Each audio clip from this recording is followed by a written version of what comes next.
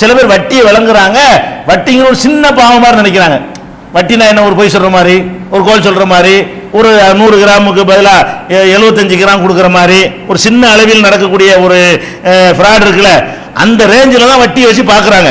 ஆனால் வட்டி இஸ்லாம் வந்து எந்த இடத்துல வச்சிருக்குங்கிற விளங்குனாங்கன்னு சொன்னால் அவர் ஷிர்க்கு குஃபுருக்கு பயப்படுற மாதிரி எதுக்கு பயப்படணும், வட்டிக்கு பயப்படணுங்க. வேற இதுக்கு முந்தி பிறர் பொருள் எடுக்கிற சொன்னவன் அதெல்லாம் கூட சின்னதாக போய் வட்டியோட ஒப்பிட்டு பார்த்தீங்கன்னா இருக்கிறதுலேயே பயங்கரமான ஒரு பொருளாதார குற்றம் என்னன்னு பார்த்தீங்கன்னா வட்டி தான் அவ்வளோ பெரிய குற்றமாக மார்க்கத்தில் சொல்லப்படுகிறது.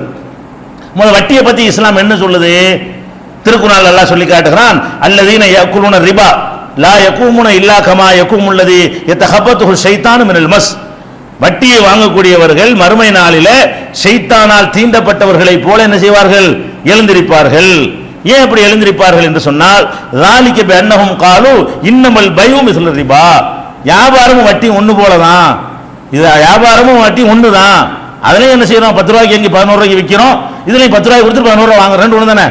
10 ரூபாய்க்கு ஒரு பொருளை வாங்கி 11 ரூபாய்க்கு விற்கிறோம், 10 ரூபாய் வட்டியை கொடுத்துட்டு 11 ரூபாய் வட்டி, 1 ரூபாய் சேர்த்து வட்டி வாங்குறோம், ரெண்டு ஒன்று தானே என்று அவர்கள் சொன்ன காரணத்தினால் இவர்கள் ஷைத்தான் பிடிக்கப்பட்டவர்களை போல என்ன செய்வார்கள், மறுமையில எழுந்திருப்பார்கள் என்று சொல்லிட்டு அல்லாஹ் விளக்குறான். வஹல்லல்லாஹுல் பைஅ, வியாபாரத்தை அல்லாஹ் ஹலாலாக்கி இருக்கிறான், அனுமதித்திருக்கிறான். வஹர்ரமர் ரிபா, வட்டியை இறைவன் வந்து தடை செய்திருக்கிறான்.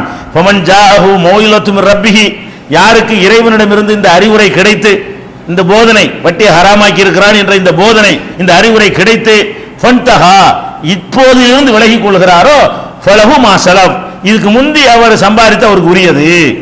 இன்னைக்கு தான் வட்டி இவ்வளவு பெரிய பயங்கர குற்றம்னு தெரியுது. இது வரைக்கும் வட்டி வாங்கினாரு, வட்டி தான் அவருடைய தொழிலா இருந்தது.